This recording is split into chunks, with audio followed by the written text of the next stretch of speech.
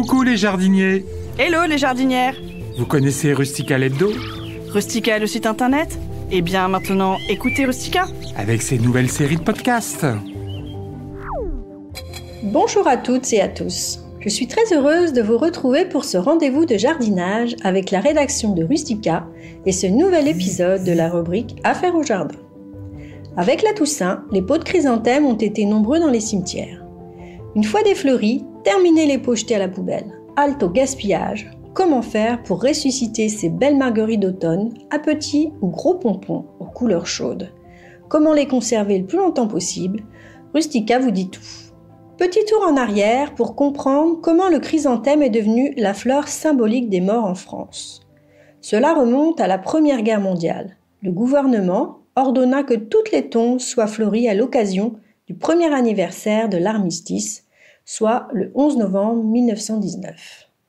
Or, à cette saison, seules les fleurs de chrysanthème étaient disponibles sur le marché en pleine floraison.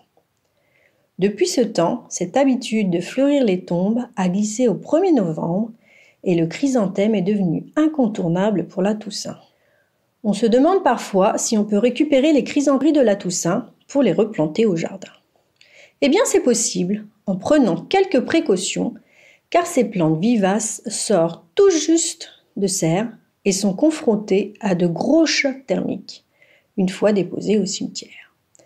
En région au climat froid, il est préconisé d'attendre le printemps prochain pour la plantation en pleine terre ou dans un contenant plus grand. Partout ailleurs, il est conseillé de les replanter directement en pleine terre, dans un coin abrité des vents froids. Préférez un emplacement au soleil, sud ou sud-ouest, et une terre fertile et bien drainée. Une fois plantées, coupez les tiges défleuries à 15 ou 20 cm de la base, les feuilles abîmées et les parties sèches. Pour finir, couvrez le pied d'un épais matelas de feuilles mortes pour protéger la plante du froid.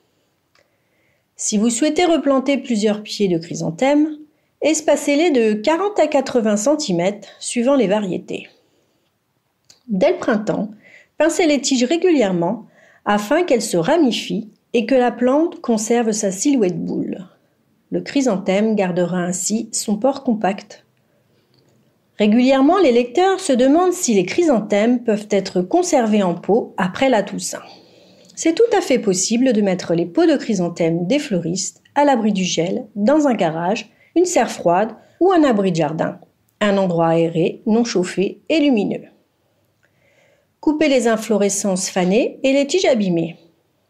Tout l'hiver, surveillez l'humidité de la terre en apportant de l'eau environ une fois par mois. Il sera temps de les ressortir au printemps prochain en opérant une petite taille d'entretien. D'ailleurs, peut-on cultiver les chrysanthèmes en pot si on ne dispose que d'un petit coin de balcon ou de terrasse? Parfaitement.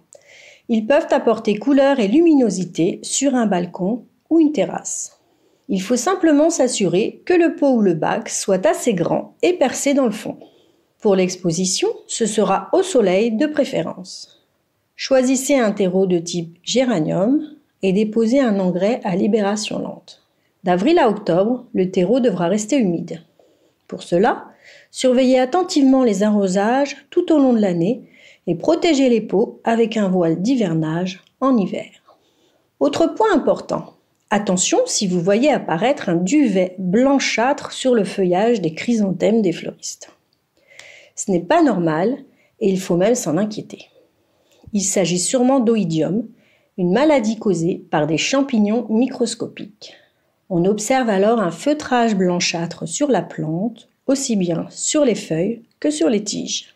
La première chose à faire est de couper les parties atteintes, de les jeter ou de les brûler, et de pulvériser une solution soufrée comme traitement. Lisez bien les conseils d'utilisation indiqués sur la boîte du produit avant d'opérer la pulvérisation. Pour finir, petit point d'écho d'intérieur pour terminer. Les chrysanthèmes sont-ils des fleurs adaptées à la création de bouquets pour fleurir le séjour? Et pourquoi pas? Il est vrai que ce n'est pas la fleur la plus connue pour confectionner des bouquets, mais le résultat est magnifique.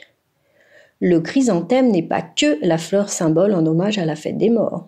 Elle est aussi le symbole du bonheur en Chine et au Japon.